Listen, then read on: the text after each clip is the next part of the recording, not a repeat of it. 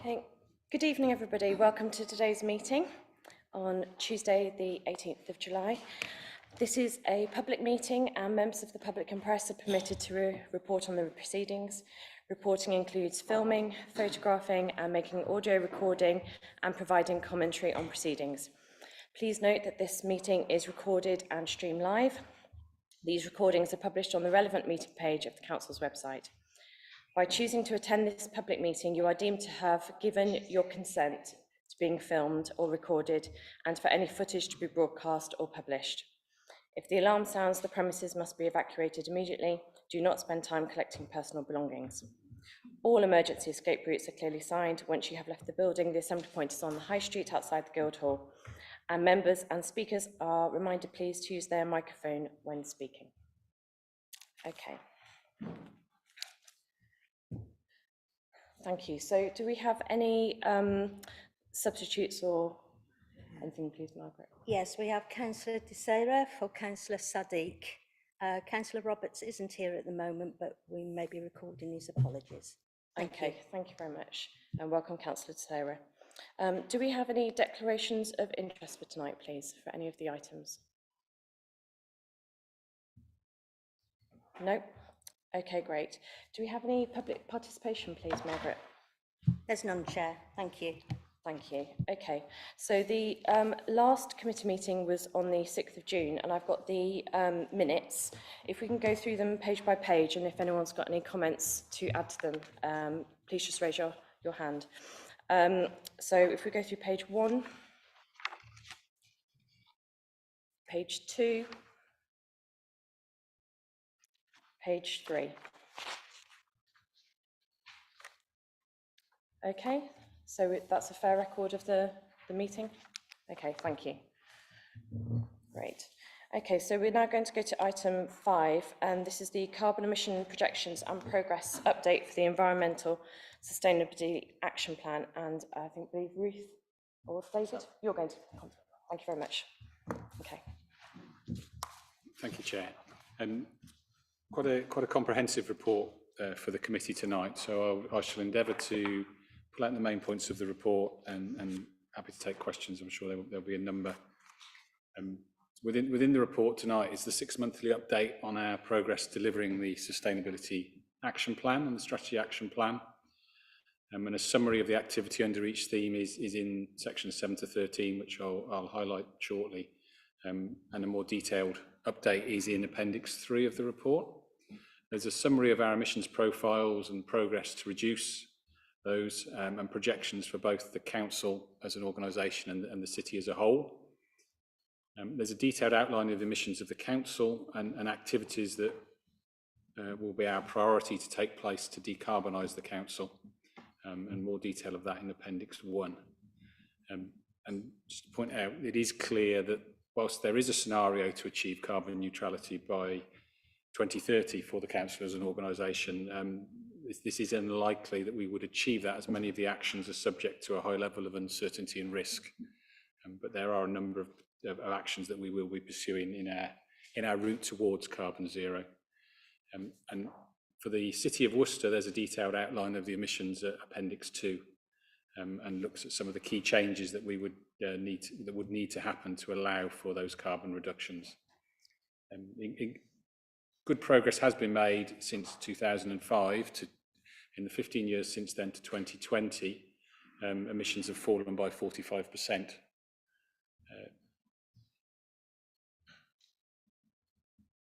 It is clear that the City is very reliant on national policies and funding in order to achieve carbon neutrality at that wider City of Worcester level, particularly around domestic heating and transport. There's also within the report a summary of the recent report in March of this year by the Intergovernmental Panel on Climate Change.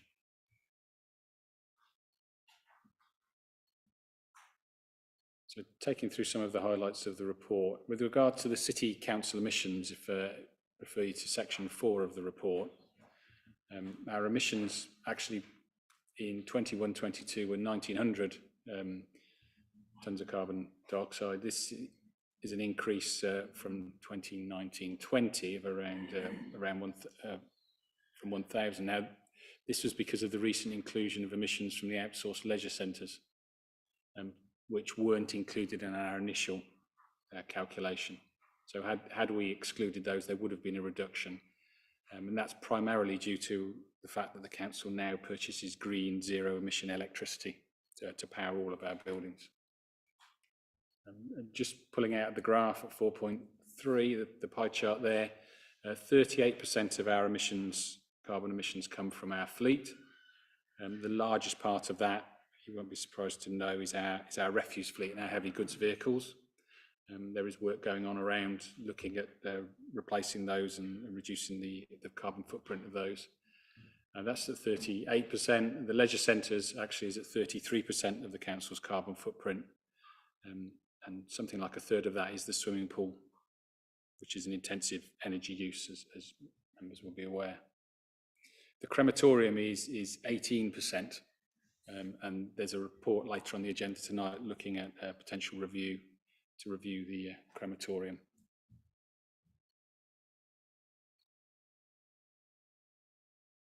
Looking at Worcester more widely, the emissions profile there at 4.10, the largest source of emissions, 36%, is domestic sector, is housing. Transport being the next largest source, just under a third there. Those two being the largest. As I said, there's been a 45% reduction in emissions between 2005 and 2020. We're expecting the 21 data fairly imminently, so it's not, at the time of the committee, it's not here, but we're expecting it any moment now.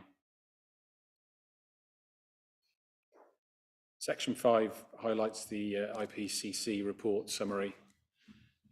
There's some detail within that.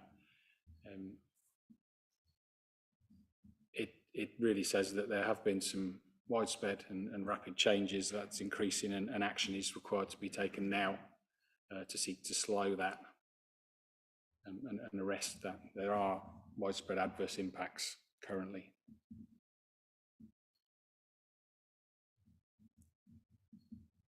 Section 6 of the report refers you to Appendix 3, which has detailed performance report, as members will be accustomed to in the performance report, the standard performance report for the committee. And then the following sections of this report, I'm just going to go through and pull out some of the highlights around the themes of our environmental sustainability strategy. So as I've said, we use zero emission electricity across all of our sites, which means we have no emissions from electricity usage for the last 3 years. With regards to the fleet, we have trialled an electric refuse collection vehicle. The battery technology isn't quite there yet to provide the range that we require. It wasn't far off, so it's something we will be pursuing and looking to build into our future vehicle procurement as technology improves. There's also activity to encourage employees to use active modes of transport where possible to reduce the emissions from staff travel. The council's e-bikes are available to officers and to members. They are in regular use. And of course, the use of video conferencing has made a huge change since pre-COVID in the carbon footprint of people travelling to meetings. And we have a hybrid working policy that supports that. Looking at leisure centres, as I said, there's a major carbon footprint from the leisure centres and the swimming pool in particular. We have a project, in fact, capital allocation has been agreed to fund energy efficiency improvements and renewable energy installations on all 3 of the leisure centres. Solar PV, replacement lighting.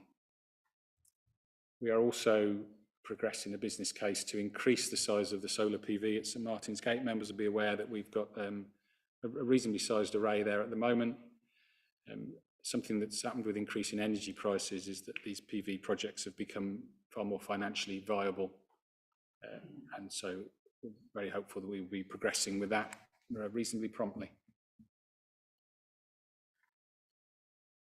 One of the big successes that the council's had is supporting energy improvements to private homes and emissions from housing. So whilst those may appear to be relatively small numbers in the scheme, in the scale of the numbers of properties in the city, there's 40 properties there have had a considerable improvement in their energy efficiency. Those would be low income households, and there's the dual benefit there of mitigating fuel poverty, reducing energy costs, as well as reducing the carbon footprint. And actually the residents in those homes will be warmer as a result of the work that's been done, supported by government grant. Transport more widely, we've been working with an operator to support a car club introduction. There's one vehicle in the Arboretum, and we're now looking to support them with a 12-month trial to have cars in other locations within the city, including Tallow Hill Car Park and at Warndon Community Centre on Shap Drive. The Health and Wellbeing Committee approved an active travel action plan on the 12th of June. Clearly there's some crossovers between the two committees around active travel in particular, which also has sustainability and health benefits. And there are a number of schemes in there. One of the largest ones would be the bike share scheme under the Towns Fund, which is just reaching the end of the procurement phase, looking to go live next spring. This committee approved an electric vehicle charging strategy, as members will be aware, at the last meeting, and that's guiding us progressing with increasing electrical vehicle charging provision. In addition to the existing ones in St Martin's Gate, there's a live project for Tallow Hill and King Street car parks, and both of those were grant funded and support residents nearby who don't have off-street parking where they can charge. Later on the agenda tonight, after this item, is a report on the heat network, so I won't steal my own thunder, and I'll talk about that one in a little while. We're doing work on the economic development strategy, so to build sustainable economy in as a theme within that.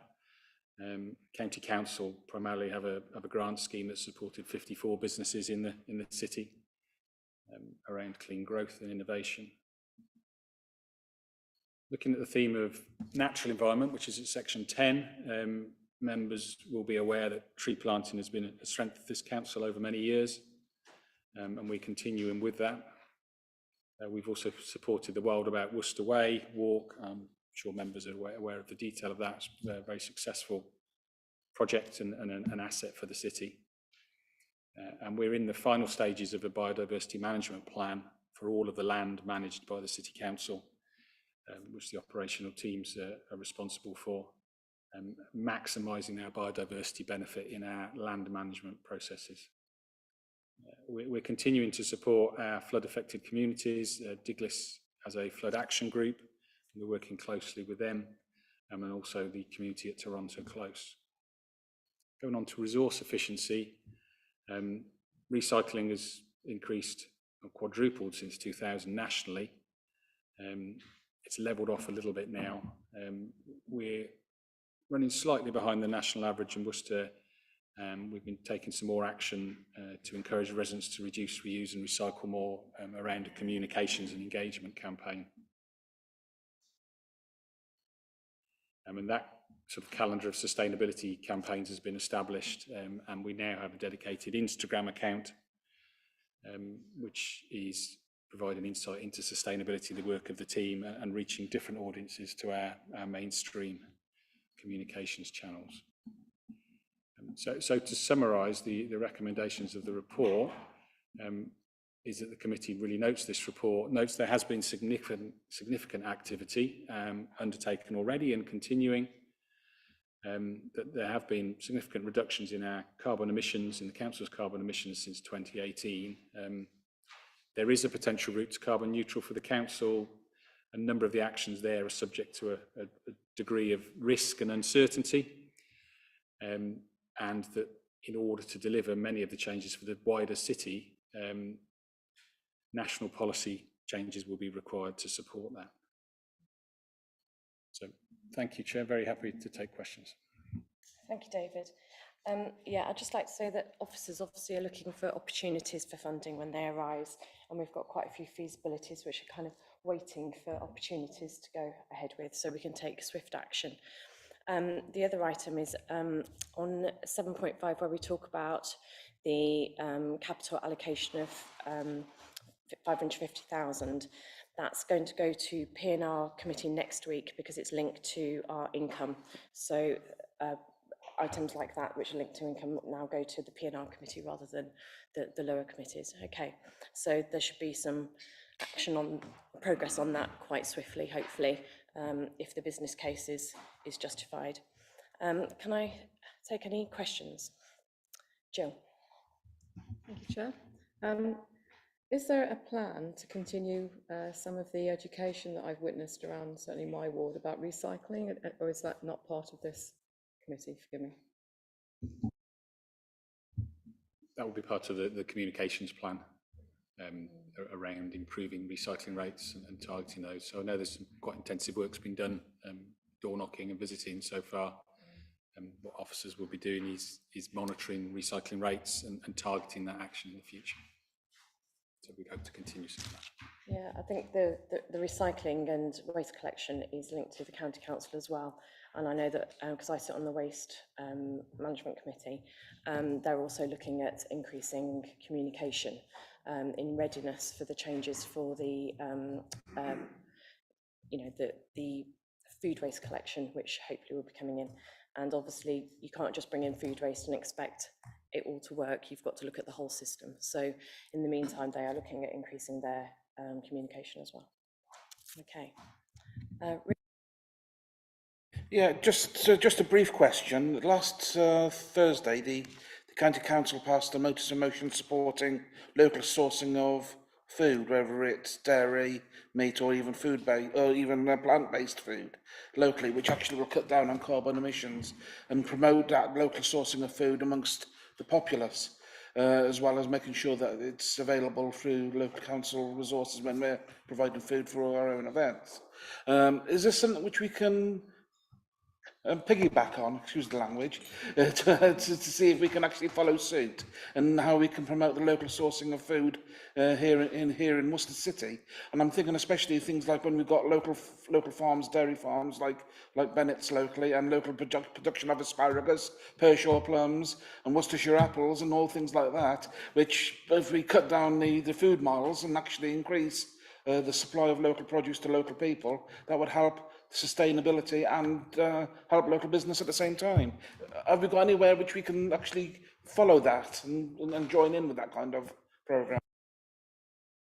Yeah, I think it's certainly something we can look at in a little bit more detail, perhaps than we have at the moment, and see how we can incorporate that within some of our procurement and some of our sort of standard practices when we are doing catering. So it's a good initiative, but I'd like to see a little bit more of the detail of that, and then something we'll take a look at and perhaps bring back to the committee in the future. Maybe even a part of our role in actually promoting local produce as well, making sure that most of the people know it actually exists. Thank you, Richard. I've got Owen, please. Thanks, Chair. Yeah, I think I'm not used to seeing so many green arrows in the report. It's really good. But I've got one query on page 12. Well, no, page 60 at the top, page 12 at the bottom. ESS 29, where it talks about temperature increases and droughts, which has got a red dot next to it. I'm just curious as to why there's only a mention of temperature increases and droughts, because obviously that's not the only part of the weather. And we've probably had the best part of 6 weeks of rain.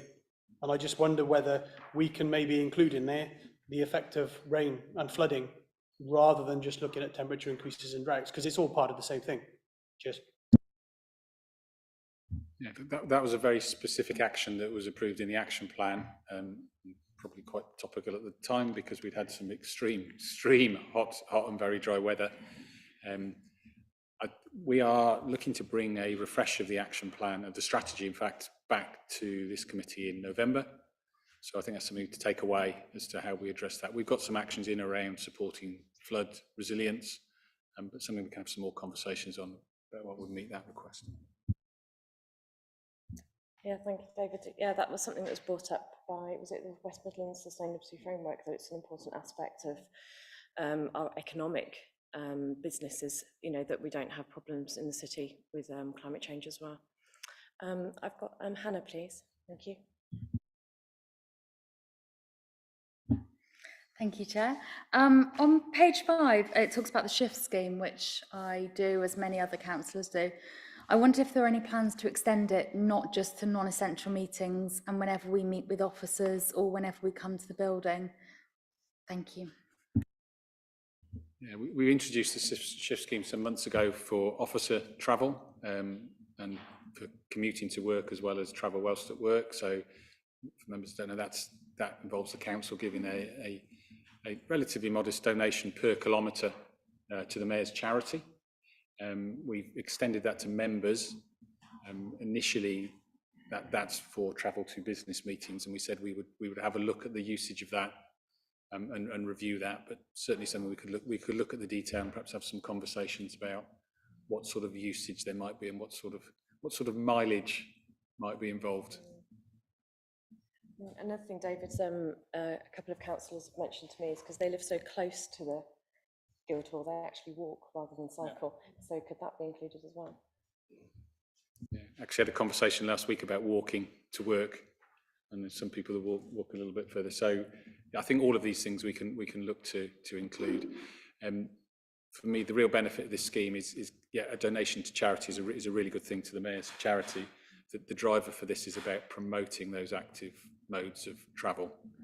So the communication and the promotion is a key part of it as well. I've got Marjorie, please. Thank you, Chair. I remember an earlier discussion in connection with refuse collection vehicles about the possibility of using a biofuel or used oil lorry. Is that now been discounted? So, Jeff, I'll give a short answer to that, and we may get a more detailed answer for colleagues. That was looked into at some length. And I think the practicalities and the cost of that and the benefit were deemed to be not worth taking forward at the moment. And our energies are being put into the procurement of clean vehicles rather than a reduced emission vehicle, which that would classify as. And I have one more. About preparing for climate change, section 11. I was just wondering if we ought to start thinking as well about the city centre getting hot and what we can do to prevent that. Obviously, you know, an obvious solution is more trees, but there might be other things I haven't thought of. But you know, it's something that we also need to be looking at, I think. Yeah, I think there was a report done of all the cities in England, and we didn't fare that well for tree cover in the city centre. But that's something that would need to work with the county council on as well, because they own quite a lot of the land. So if we get support from them, then I'm sure we can make some progress. Oh, thank you very much. We had a conversation I think last time we saw each other about pools, because they present such a challenge. And I believe the council has already looked into this situation of data centers and what the impact would be. I was quite happy with the response. I'm just asking you for the benefit of people who have raised this with me in the community as to why the council doesn't do data centers and what we're doing to reduce the carbon footprint of pools. Yeah. Okay, thank you. Yes, for the benefit of members, there is a company that actually takes heat from data centers. So there's a technology that takes, which is all of the storage, and you know, worldwide that's quite a big issue. There's a lot of energy produced. We looked at that as a potential for our pool. The direction of travel for this council and many councils has been to migrate our data storage to the cloud, which gives certain benefits in resilience and energy consumption. So we don't have that demand that would work for us at PIRD as well. We are, as I said earlier in the report, we are looking at a number of improvements there. I mean, cost of energy is a very real concern for the council and the operators of those leisure centres. So that's something that's the forefront in minds of running those businesses. Thank you very much. Okay, do I have any other questions? Or Hannah? Thank you, Chair. I note that there was successful motion last year about car clubs, and I'm pleased to see it, the report noting further 2 sites in addition to the Baptist Church. But I just wondered if going forwards there would be the ambition to have one in every city centre car park. Thank you. I think the direction to look at that is from where would be the demand, and then where is the best location to put the car club. Yeah, it's quite right. We had discussions around allocating spaces in car parks. Actually working with the one operator enterprise that has come to us, they highlighted the Arboretum somewhere, and we sourced some private land for them for that. And actually Tallow Hill and Warndon Community Centre are 2 areas where there will be demand to make the scheme viable. So yes, we have a lot of assets that are some of our pay and display car parks and some of our other land. I think that's available for us to have further discussions as the business grows and demand grows, and it would be great to engage with others as well on that. Yeah, we've got some really good data, haven't we, on percentage of car ownership and the propensity for people to own an electric vehicle, which can really inform what we do. Okay. Right, have I got any other questions? Okay, so therefore we need to vote that the committee notes the content of this report, and in particular the significant activity that has been undertaken and is continuing in order to deliver the agreed action plan focused on carbon emission reduction and other environmental improvements, the reductions at the councils and carbon emissions that has been achieved since 2018, note the potential route to carbon neutral for this council, and that the actions that support this are subject to a high level of uncertainty and risk, and the reductions in the city emissions and the requirement for national policy to deliver the changes required for the city to become carbon neutral by 2030. There we go. Can I have votes in favour, please? That's great, that's unanimous. Thank you. So if we move to item 6, this is the Heat Networks project development study. David? Thank you, Chair. Yeah, as I referenced in the previous report, we have a project looking at the feasibility of a heat network for the city, and the appendix actually gives an information leaflet that goes in a bit more detail onto a heat network. The scheme would really come in 2 parts. There's a heat source, and then there's a heat distribution network. And the principle would be a low carbon or zero carbon heat source. And in this case, there's a potential to take heat from the River Severn, and then a district heating scheme which would pump heated water around a wide area of the city centre. Back in July 2020, the committee actually agreed to support submission of a grant bid to do a feasibility study into this, a techno-economic feasibility study. As it transpired, that funding was actually not required, as the bid actually covered the entire costs of the study. It was something that the university led on at that time, and demonstrated that there was a feasibility, it was feasible to have such a scheme in the city, without going into great detail about exactly which buildings would be involved. Likely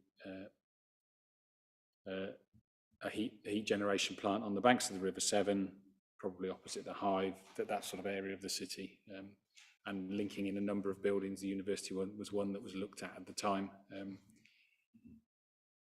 A heat network for Worcester, it could be a significant step in moving towards carbon neutrality. In terms of the entire city, it's a small, less than single-figure percentage that would deliver. However, it would be a major scheme for the city to reduce carbon production. And many of the buildings that would likely to be a part of this would be publicly owned buildings. There are enormous challenges in heating a building such as the Guildhall, for instance, which is gas heated at the moment. If we could have hot water pumped into the basement of the building and circulated around the Guildhall, that was zero carbon or extremely low carbon. That would be a huge step forward for the council.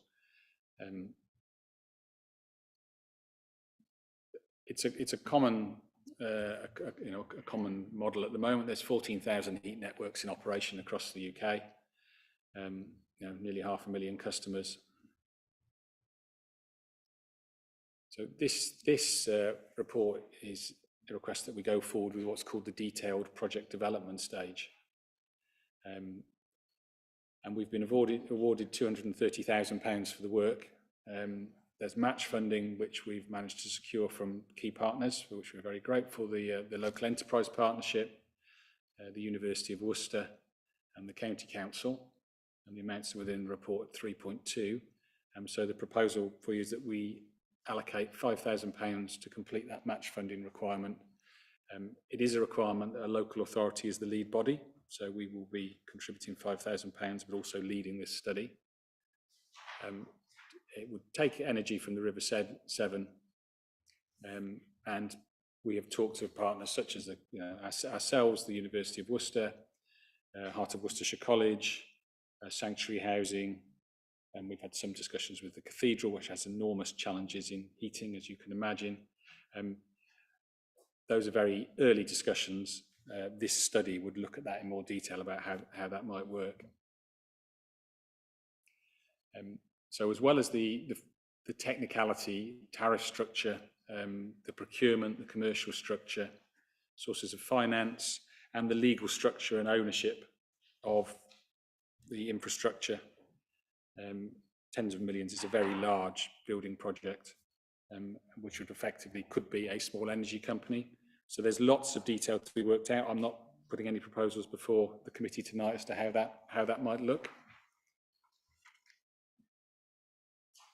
We've got some really good support from the Midlands Net Zero Hub, which is funded by government, which is supporting us in moving this study forward with some resource and some expertise. Alternative options are considered within the report. I mean, at this stage, the financial outlay and cost to the council is fairly minimal, and there's potentially a big benefit from this. The Severn is the best identifiable source for clean renewable energy in the city centre.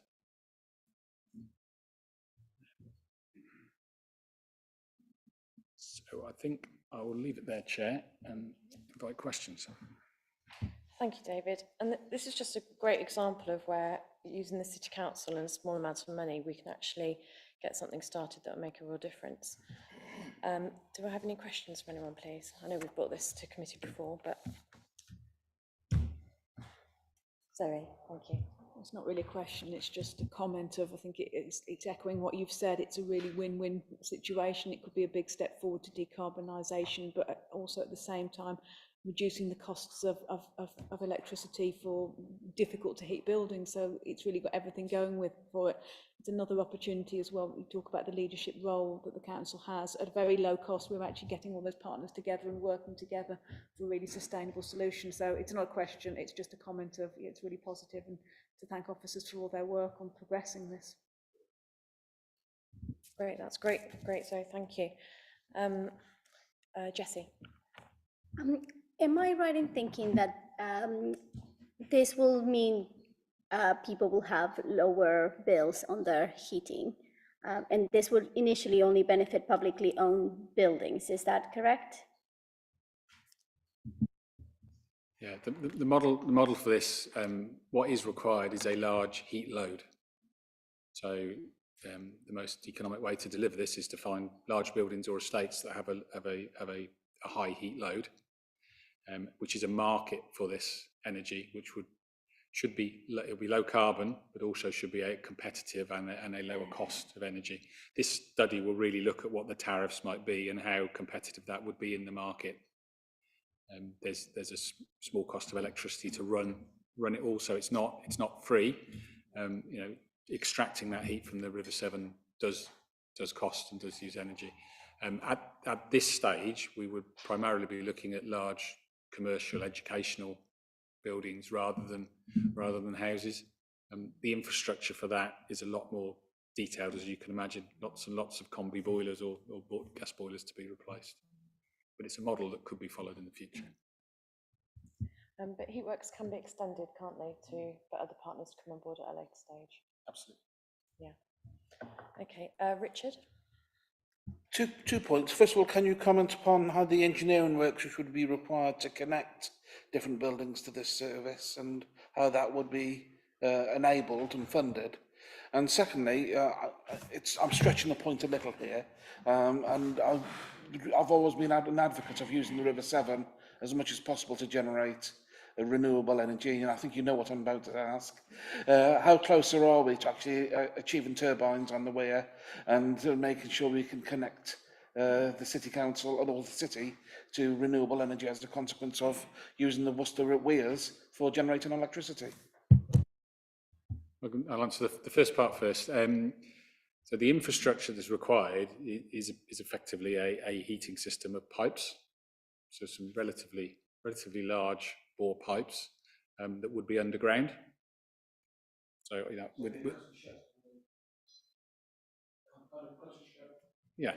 So, and you'd look for soft dig and you look for the easiest route to take, but you can see that taking something up through the city would be a major engineering exercise. Hence, this is a significant construction project.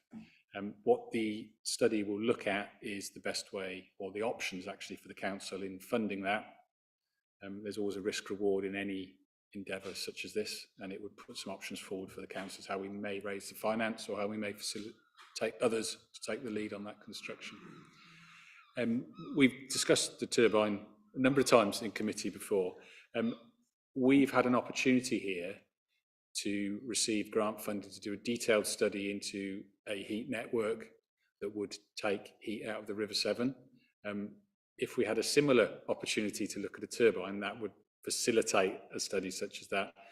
That would generate electricity, which would be transmitted by cables rather than pipes. So we don't have any further detail on that, other than where we were were previously, that there was nothing showing us that there was a feasible business model for that to happen. I'm assuming there's no feasibility studies available or any potential partners which we could actually encourage to participate in that kind of scheme.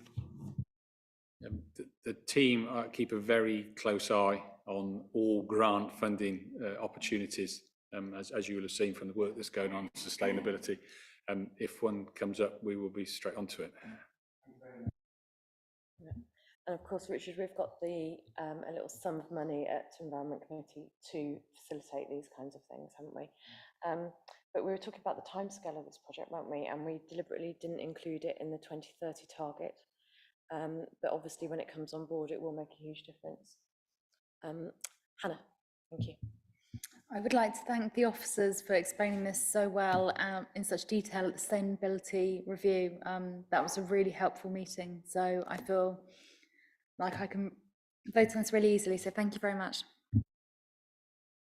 Yeah, thank you, Hannah, and thank you to everyone who came to that meeting. It was actually a really great meeting, and I think it's been sent out by email, the slides. I think it has. There's been a link. Okay, if you haven't had a chance to watch it, please do. It was really informative. Okay, do I have any other questions or comments at all? Marjorie? What happens, how does a heat network deal with the fact that demand varies over the seasons? Just out of interest. Without seeking to sound like an expert on the technical expert on this, there are various methods of heat storage, and one of the models is actually that there is a conventionally powered backup, so that you haven't over-designed it, so that it's running at 5% capacity most of the time and only occasionally is at full capacity. There's potential to have the power source to actually have some more conventional, be it electricity or potentially other sources, clean sources, or more conventional fueled backup. So you could still heat the water, so you would still have the demand. I hope I've explained that clearly.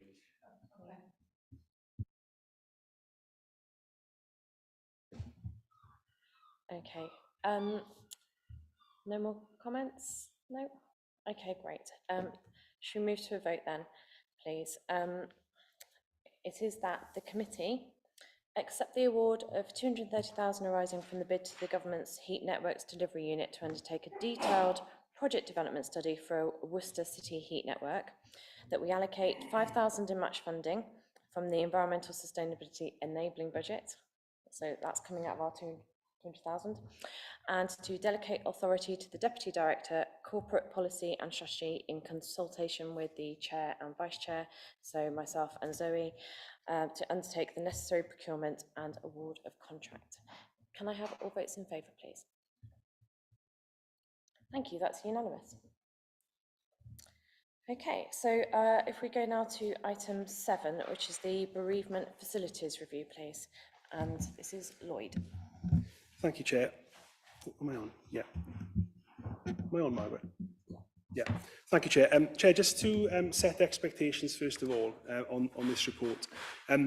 What we are seeking members' approval for this evening is for to sign off on a preferred option, but that is a high-level conceptual plan. What we're not asking members to sign off on this evening is the final detailed plan for proposals at the crematorium. That will come back at a later stage to a different committee. So just to make sure all members are clear on that one before we kick off.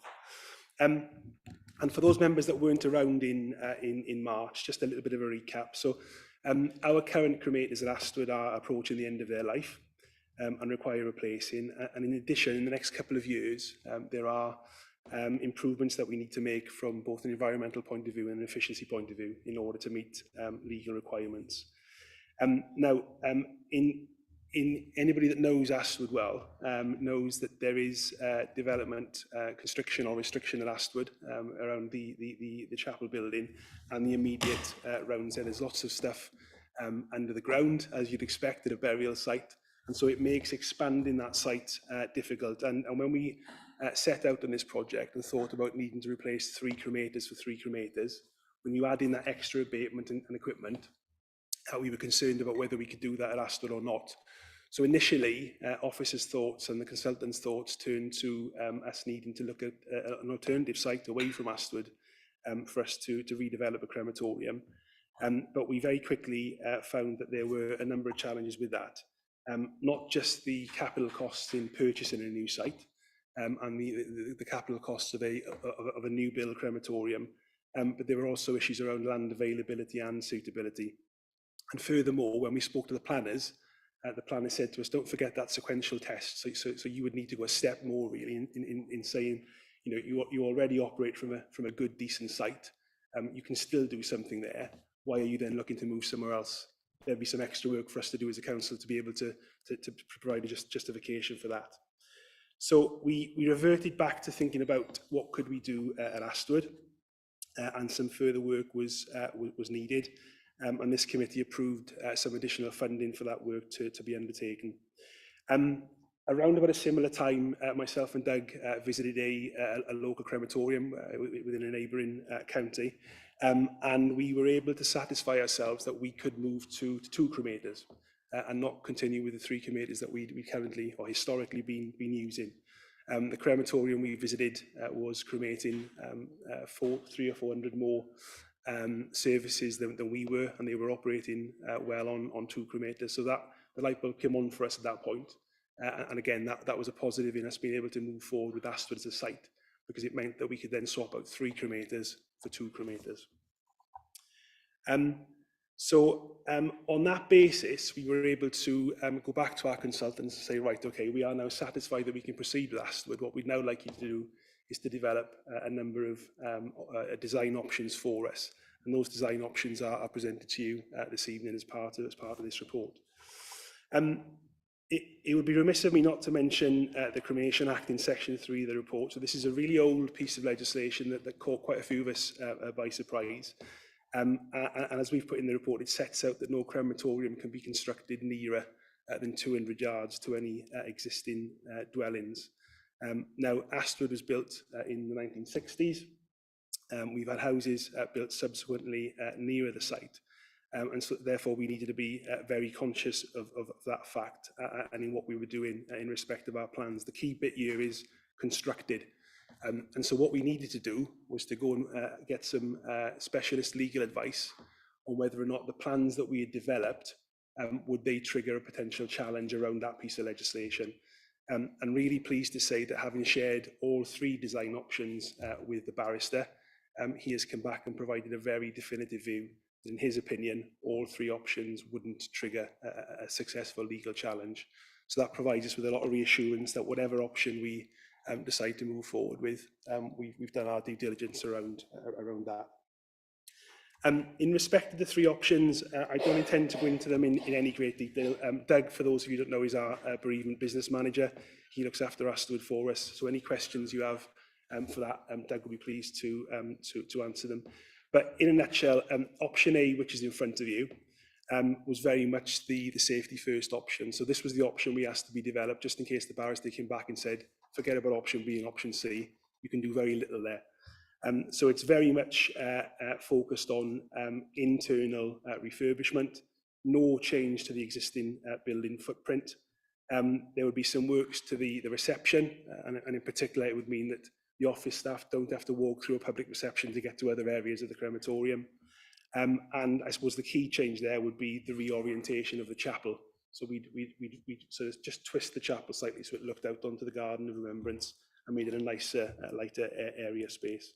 Chapel would be decreased in size, but it would still be able to hold the same number of visitors as it does now. And of course, a key part of this would obviously be the replacement of 3 cremators with 2 cremators. And externally in option A, there would be no changes to the external fabric of the building. It would remain as is. Option B would focus on internal refurbishment and some external improvements. So there'd be a 25% change to the building footprint. And what you would notice as you would drive into the site would be an extension to the front of the building, what we call the front left or the south facade of the building. Internally, we would have a changes places toilet, and there'd be some increased storage for Doug and the team as well around equipment. And the staff office would also be increased over and above that of option A. And as I say, option B would also include the recladding of existing building facades, so the external appearance of the building would be improved. There'd also be some changes to the roof, so there'd be some changes to roof heights and layouts, again just to provide a bit more prominence and light in those areas of the building where the public in particular would find themselves.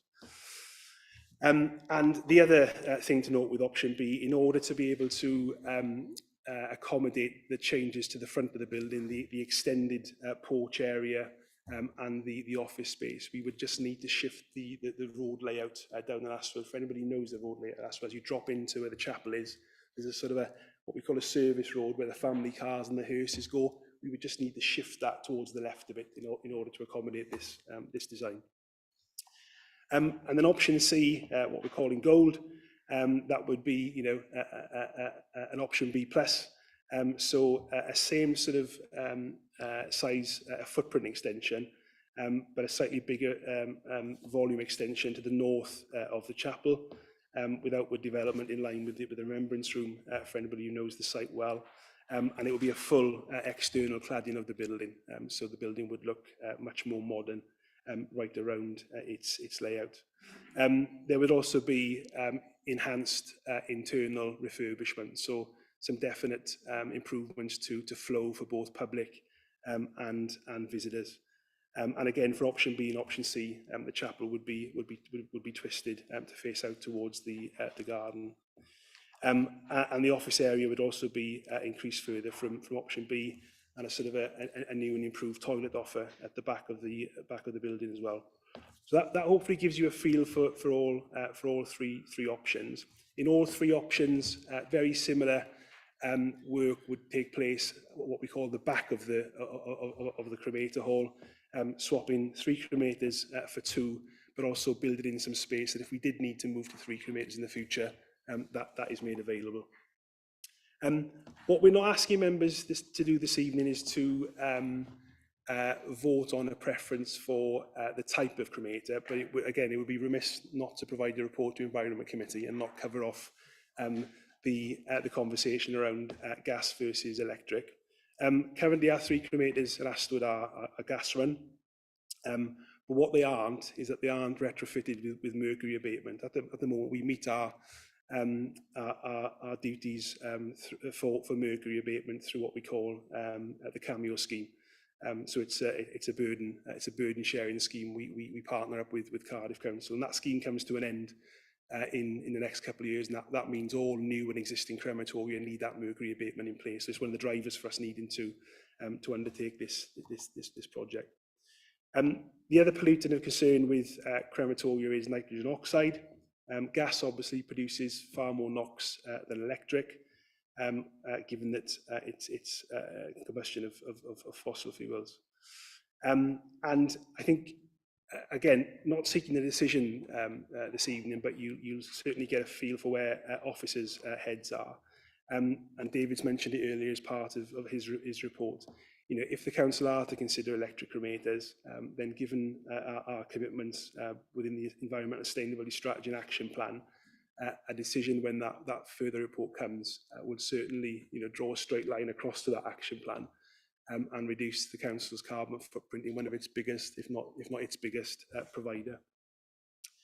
And again, in terms of carbon dioxide, at the moment, if we were to operate in the future, electric cremators with a green electricity tariff, Doug tells me carbon would actually be reduced to virtually nothing.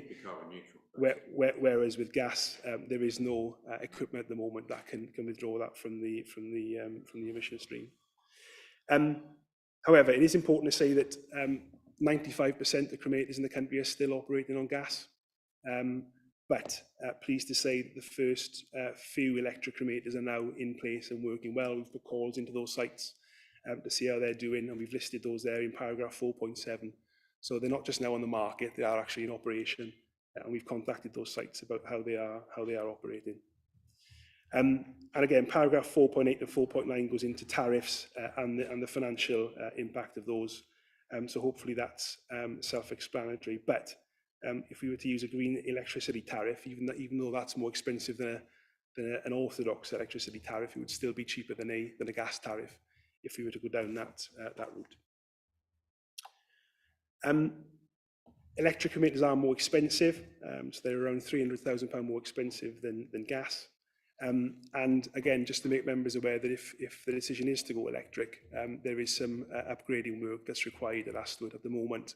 The sort of local power supply that would be able to provide the site isn't strong enough. It's not there from a capacity point of view. So there are some infrastructure works, and there's some indicative costs around that. So the additional cost of going electric is around £930,000. Now the annual revenue impact of that is around £50,000 a year. So that gives you a feel for the financial impact if we were to go that way. But it's very clear to us at the moment that installing electric would not only help us meet our environmental targets, but also our climate change commitments that you as a council and you as members have supported. Just in terms of indicative costs around capital, one of the things I'll come back to in a moment is, the preferred option this evening is option B. We think to go with option A is a missed opportunity. As much as we all love Astwood and we know how precious and important a site it is for Worcester residents, it is a building that was built in the 60s. And when you drive in, I think we would all agree it's starting to look its age. And what we want to do is to provide a modern crematorium building with an improved feel for visitors. So I think just to pursue option A and swap our cremators, that will be a missed opportunity. So the preferred option this evening is option B. And in section 5, we've set out some of the indicative costs to date. So, for instance, preferred option B with electric cremators, we would be looking at a capital cost of £6.2 million. And we've inserted in there what the revenue implications of that would be. That's around £400,000 a year in terms of repayment. And again, that would form part of the report that would come back to Policy and Resources Committee at a later date. What we are seeking your approval for this evening is to recommend to Council some further investment to allow us to move to the next stage.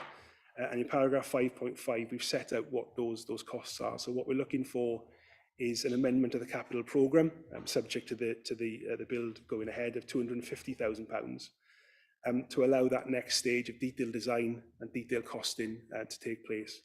We would need to go out to procurement to procure that specialist support, and we've based those costs on capital projects that the council are currently undertaking. So things like the Scala Theatre, some of the Towns Fund work that David and his team have looked at as well. So we've set out in the table at paragraph 5.5. One of the reasons we've not been able to, as officers, been able to recommend option C over option B is that the market share analysis section of CDS's report cannot quantify what the additional return on demand would be or for option C over option B. And without that quantifiable return on demand, I don't think it's appropriate for us as officers to put option C in front of you. If we could quantify that, and we could confidently say to you, it would deliver X, then I'd feel more comfortably in being able to do that. But what the report is saying is that with option B, with an improved look and an improved feel, and certainly a cremator that we can sell its green credentials about, there would be a return in business, there would be a return in demand. So that's why we're confident in putting that in front of you as a preferred option. What I can't do is tell you what more demand would bring in through option C. So that's why that's not a preferred option this evening for you as members.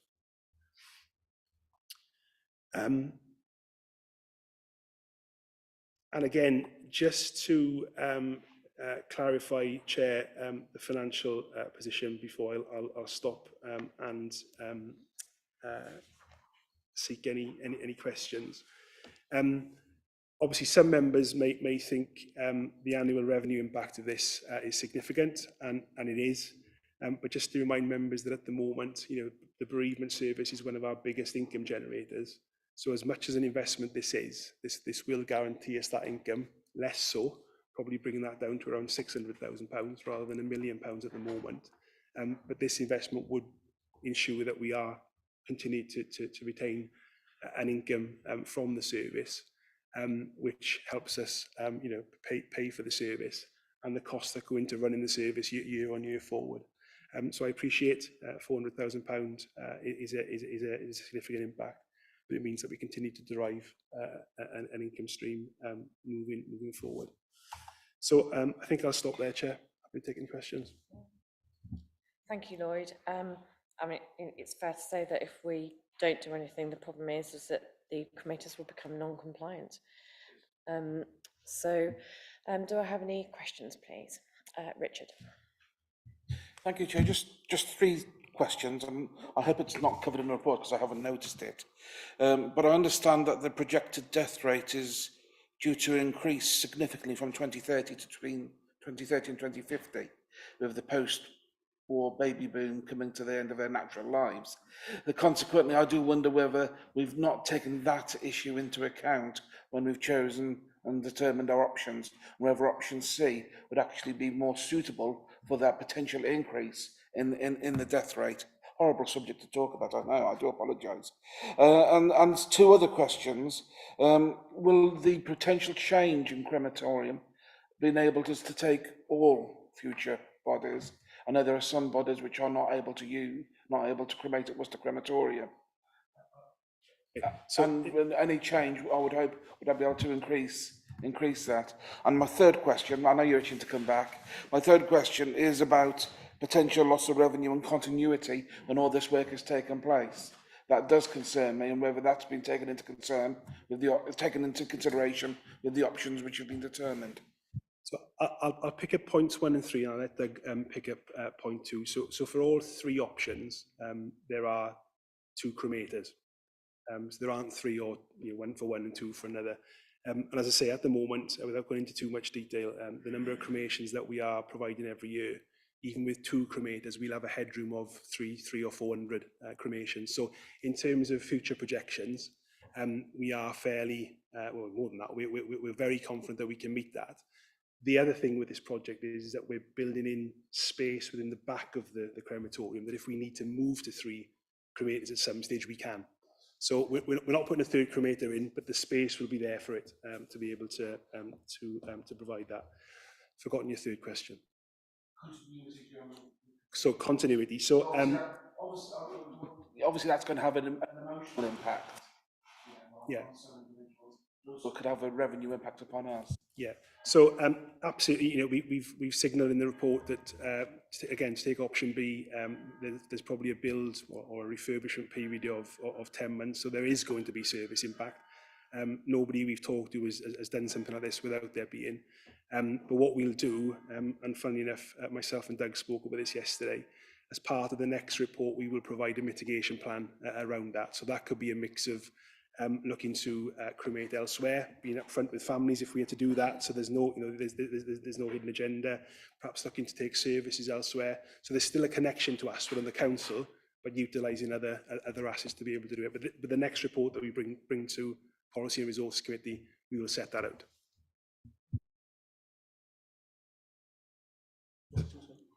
Question 2 was about the these new machines are the bigger machines. It's become a standard now. Our machines are small, but without, you know, it's a tricky subject. But obviously, yeah, there are a lot of larger people out there, and anybody can. Yeah, there'll be nobody that can't fit in the machines.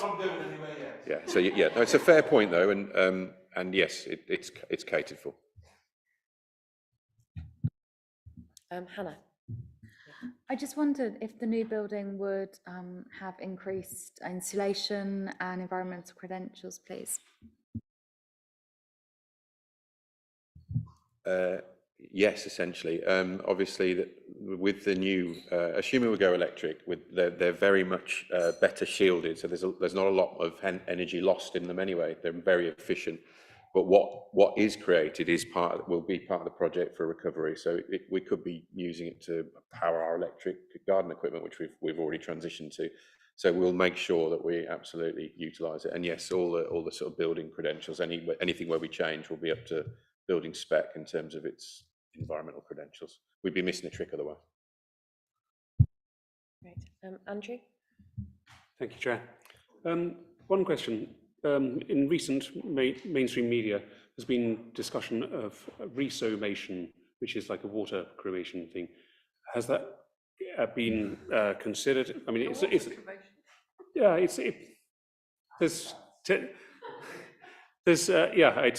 it sounded bizarre as I was travelling. I heard it.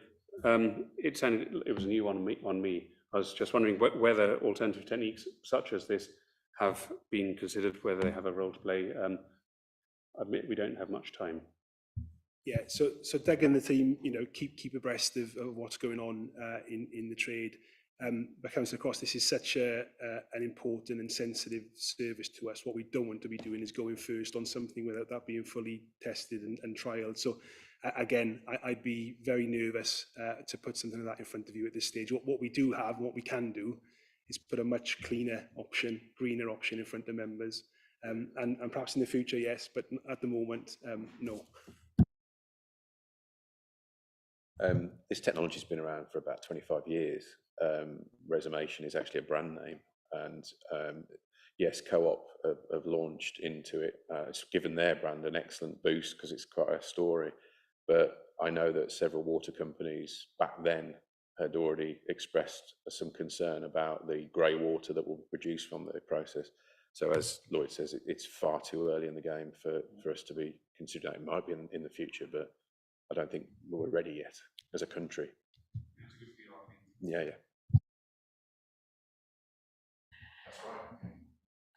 Owen. Thanks, Chair. I don't claim to have any technical knowledge on this, so if my question seems simplistic, I apologise.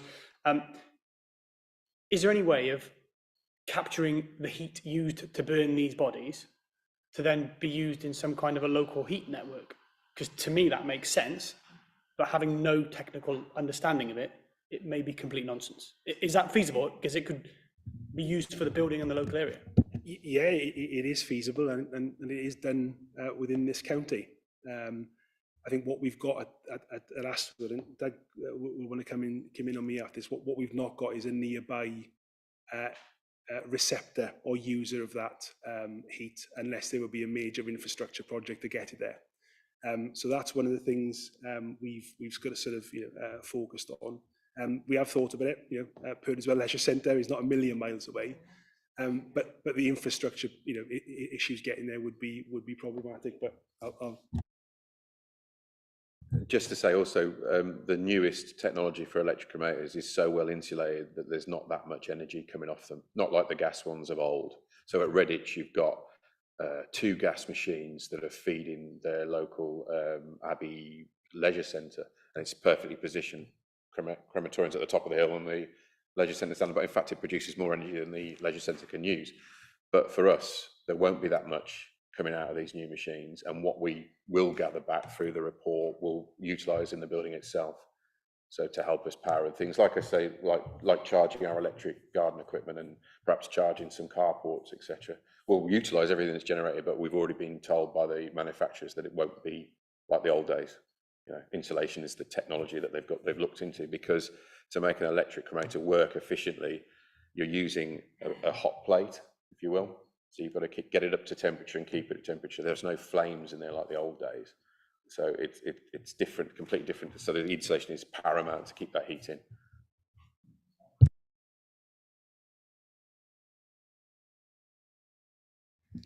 Marjorie? I just wanted to say that the last time I looked, the cemetery was in St Stephen. Just, yeah. At the bottom there, at the end, it says it's all wards. The ward is Rainbow Hill. Apologies, Councillor Bissett. Okay, because that's my patch. Yeah, I shouldn't have trusted Google.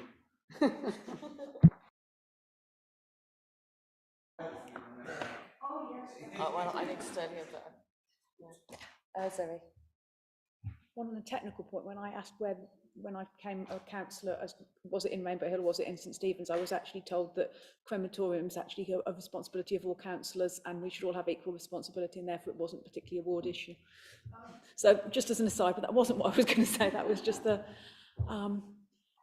my comment was, this is now moving out of environment into policy and resources, and I recognise that because of it's a big capital project.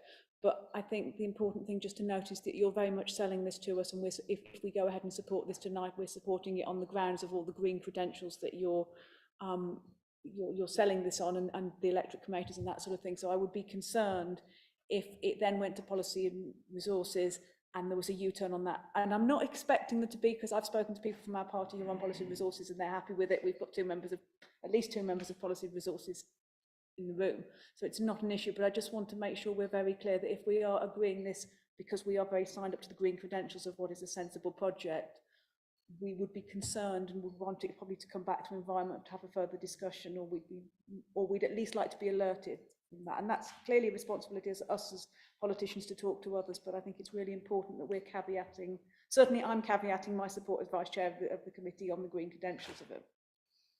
Yeah, I think that's right, Zoe, and obviously I'm moving to P&R committee for the reason of the continuity as a chair, to be on P&R committee to put our case forward if there are questions, and Marjorie of course is on P&R as well. Andrew, do you have a question?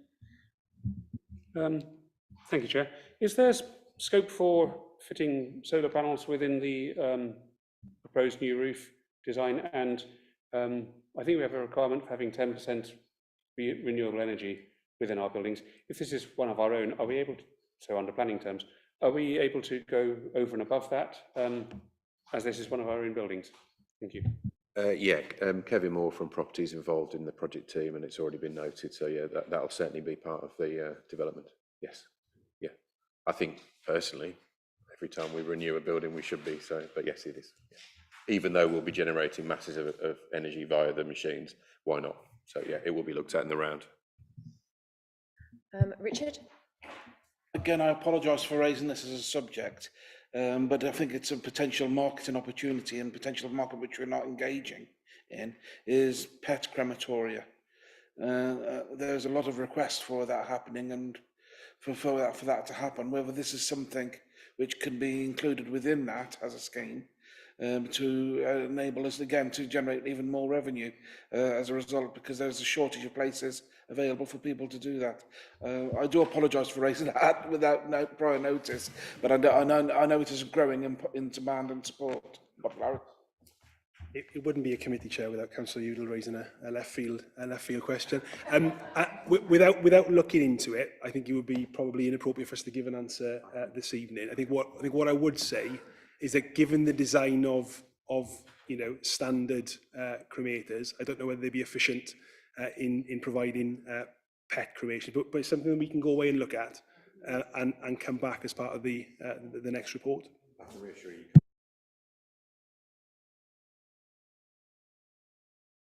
Use the machines for multiple, but I have written a report separate to this about looking at a pet cremator, not at Ashwood, somewhere else. So it's not that we haven't noticed the market's a little, but it's not for Ashwood. The licensing's different. It's not appropriate. No. Yeah, Doug, you show great innovation in the service, so I applaud you. Jessie. Other than cost, is there any other potential disadvantage of using electricity instead of gas? And if there isn't, how come this is not as popular? It's simply, back in the day, about 15, 20 years ago, electric cremators were first introduced, but they were inefficient and they were too slow. So gas always beat it on the speed of cremation, therefore it was more efficient that way. New technologies, new insulation means that electric is now on a par, and perhaps very much there with the latest technology that's coming down the line shortly. And with the gas market so volatile and so many issues out there, and as a country we can't be beholden to other people for our gas supply, then this is why this is changing. We're not going to be the first. I've visited Huntingdon and I've visited Oxfordshire and Memoriam, where they've got electrics in, and there are quite a few more coming online. So we're in the sort of the new wave of the new technology. I don't think there's a downside, except for what Lloyd has quite rightly pointed out. It's the initial outlay, capital outlay for it. But this is to build a facility to make it 30 plus years, next 30 years, which is this current one has managed to last. So, it's a long-term investment. So we're showing innovation, aren't we? But also with the security of it, we're knowing that it works, which is a great place to be in. I just wanted to make sure that, because obviously we're going to be approving the preferred option B, has anyone got any questions about the different options at all? Jill. Thank you, Chair. It's not necessarily about this, well, all the options really. Is the plan to sort of shut the place down and do this work on any of the options, or are you going to do it in a phased way? And so the question Councillor Udall raised earlier around mitigation, there'll definitely be an impact if we're to progress with it. We'll try and minimise that impact as much as possible. But what we can't have is services being held at Ashford when there's workmen and bang. So yeah, we'll do everything we can to make it mitigate the impact, but it is likely for a period of time we'll need to put in some alternative ways of delivering the service. So whether that be services being delivered off-site, or cremation is being delivered off-site through proper, secure arrangements, then we will look to do that. And we'll bring that mitigation plan back as part of the report that comes to the Policy and Resources Committee. Just to say, so in 2018, we did some refurbishment on a much smaller scale, and it didn't affect the cremators, but it did affect the chapel. And we were in partnership with the Masonic Lodge down the road, and that's how we ran the services there. So there's lots of options, including partnership crematoriums, council-run ones. So we'll come up with something nice and viable. Okay, so are we happy to go to a vote based on option B? Yeah, okay. Oh, Marjorie? No, okay. Excellent. Thank you for your enthusiasm. So we're going to vote that the committee, there are 4 points here. We're going to note the contents of the report, and in particular the CDS feasibility review, cremator replacement at Ashford Crematorium at Appendix 1. We're going to approve preferred option B as set out within the report and delegate authority to the Corporate Director, Operation Home and Communities, in association with the Chair and Vice Chair, to procure and appoint design and development consultants to develop detailed and fully costed designs for approval. Recommends to Council a capital budget allocation of 250,000 £500,000 to complete the work referred to in recommendation 1.2, and notes that as a major capital project, further updates and requests for approvals will be going to the Policy and Resources Committee. Please may I have any votes in favour? That's unanimous. Thank you very much, everybody. And thank you, Doug. Very informative. So we've now got item 8. This is the Q1 performance report for 23-24. Is this Sandra, presenting this one, please?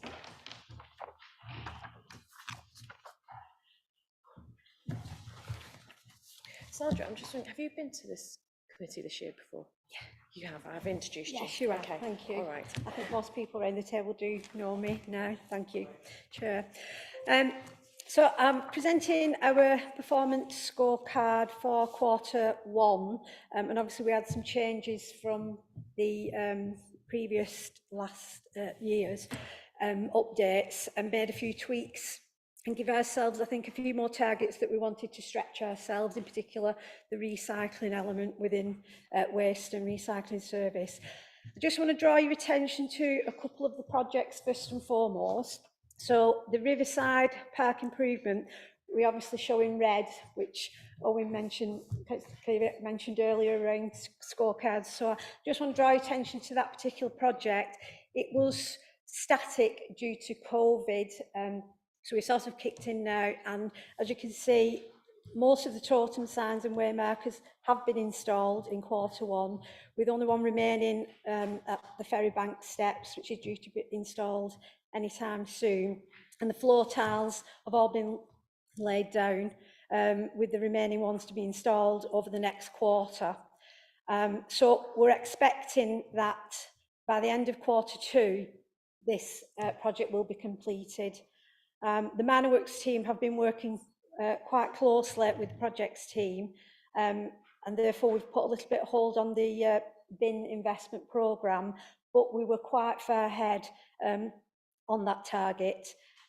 So we will be showing that also, that will that be undertaken and completed by March 24. One of the projects that I would like to ask committee if we could now remove is the signage across Worcester City car parks. All the signage is now in place, along with the Ringo signs. And we did have a slight delay in the installation due to Ringo changing the branding to the night pink design that we've currently got. But that's now been resolved and that project has been completed. So if committee sees okay to remove that, as that's now a completed action. I also want to bring your attention to a new project that we've brought in for this season of committees, is the electrifying of Worcester City's council fleet. And I know that Councillor Bissett mentioned around the HVO. We have looked at that as a short-term solution, and we've got a new fleet manager, Gareth Roberts, who will be looking at that transition and making us a cleaner fleet so that we are hitting those carbon zero targets. So that will be one of the big pieces of work that we'll be undertaking. And as David alluded to earlier, the electric RCV is not quite there from the technology, but we do think that will be an exponential movement over the next few years. But we will be looking at the other pieces of fleet, such as the sweepers, and that's going to be part of the demo, and looking at how we replace as part of that wider fleet replacement programme. And then I think the other one I would like to bring your attention to is around the tree planting. We've completed over 700 trees since October up until April 23. And I think with the comments you made, Councillor Bissett, around that green canopy, that is something that piece of work we'll be looking at longer term in conjunction with county. We've also applied for funding for a further 50 trees as part of the Urban Tree Challenge Fund. We're still waiting a decision on that. And then we will start the tree and shrub planting November, December. We do intend bringing a paper to a future committee around the ash dieback and how we're looking at replacement programmes longer term. So those are the projects that I just wanted to draw your attention to. In the scorecard itself, I would like to bring your attention to the percentage of household waste recycled. We obviously are seeing a significant dip at the end of Q4, and Q1 of this year is quite similar to last year, but these are estimated figures, and we do think that this will be on target once we've got the actual comparison that will be coming through from County in the next few months. But it is something that we are quite keen on, and as Councillor Lewin mentioned, the Waste Task and Finish group, we are looking at that comms programme county-wide, that we're ensuring that people are recycling, reuse, and obviously looking at that food waste element as that comes online.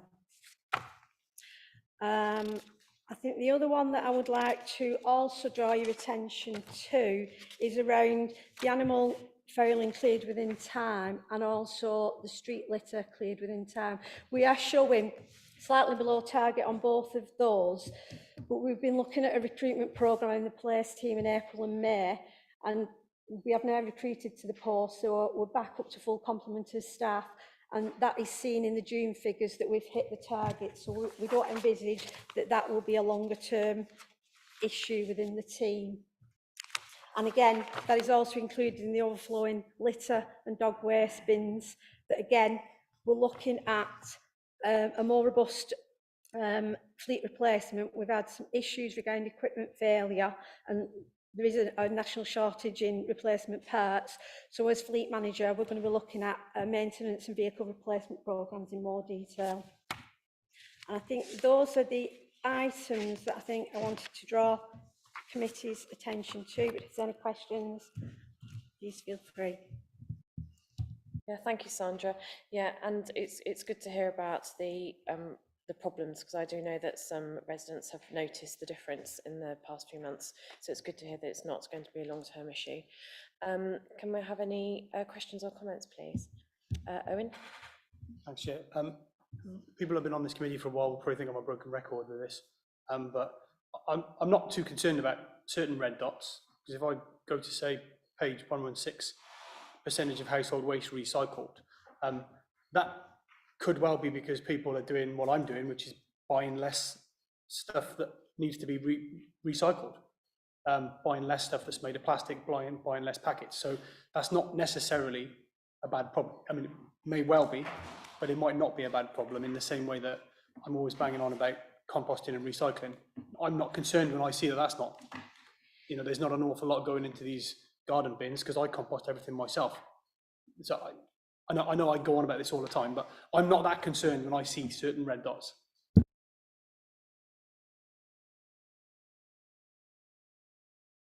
Thank you, Owen. Any other questions, please? Marjorie? Thank you, Chair. I'm just wondering whether the public bin investment programme date at the end is wrong. The project is still planned to complete by end of March 2024, but on the right-hand side we've got 2025. Yes, as mentioned, we've done great schemes in this particular project, and we've gone a lot faster than we anticipated. So all being well, we do believe that we will finish the programme next March, even though we have got a date that is 2025. However, we've left that date just in case, because as the group of Nanoworks have been working on Riverside, it has slowed the programme down slightly, but we are still on target to hopefully finish next year. So it's not a typo, it's just we've moved a lot faster than anticipated when we first started. So Sandra, what is the last phase of the bin programme going to entail or include? We're looking at the recycling on the go elements, and before we start putting the bins in place, we are liaising with ward members so that we are putting the bin in the right place, at the right location, so that it's where the footfall is going, etc. But equally, we do have to be mindful of positioning of bins on the highway. So we are working quite closely with ward members when we get up to that particular area. We've got Richard. I may be dreaming this, but in the past I seem to remember a performance indicator about graffiti being removed. Have you got any data on that? Especially offensive and racist graffiti? It's not been in my lifetime of 18 months that we've had that indication, but if we have had it previously.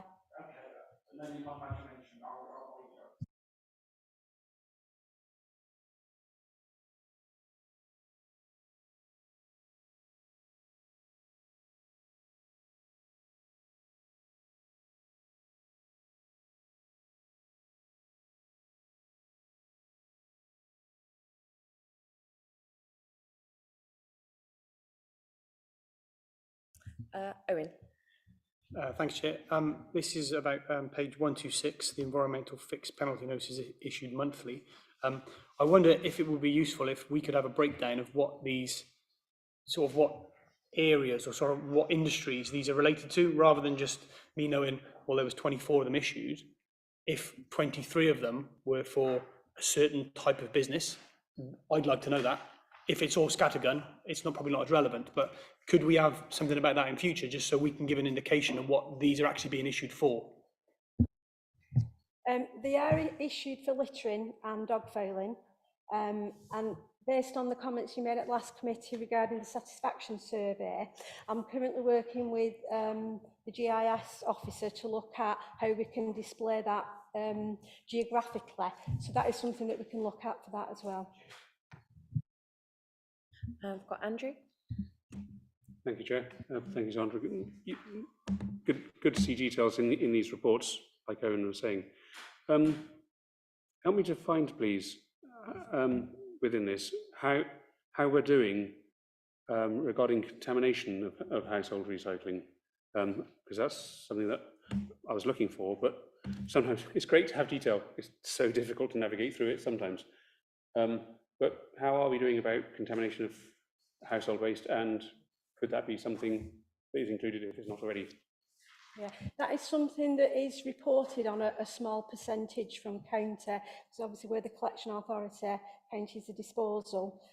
So as part of that waste and task finish group, it's something that we are collectively looking at and how we report on that, because it is at this moment in time only a small proportion of the waste that's collected that they look at and interrogate whether it's contaminated, so around 20%. So it's not an exact recording of the whole contamination, but as part of that task and finish group, we want to look at that, because the Environment Act not only is introducing the food waste, we've got to increase the quality of the recyclate. So that is part of the work that's ongoing currently.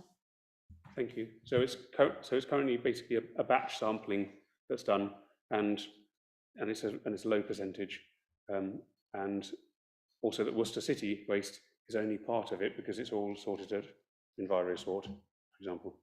Thank you. Yeah, exactly. But there is one option at the task and finish group to separate fibre, which will reduce contamination as well, because that's one of the things that, you know, damp pizza boxes and the like, you know, with the cardboard, which would increase recycling rates as well. Got any other questions? Okay, and just one thing I want to say, that we've got an increase in the garden waste customers. We've gone up to 120 people with bins, which is great. But I don't really know why we haven't got more. I'm now on one of those. I don't know if we can all like encourage people to use them. Brilliant. Right, any other questions? No? Okay, so if we move to a vote then, this is the Q1 performance report for 23-24, and it's that the Environment Committee notes it. Can I have votes in favour, please? That's unanimous. Thank you very much. Do we have any other business? No? No, we're all happy. Right, that's the meeting closed then. Thank you very much for coming.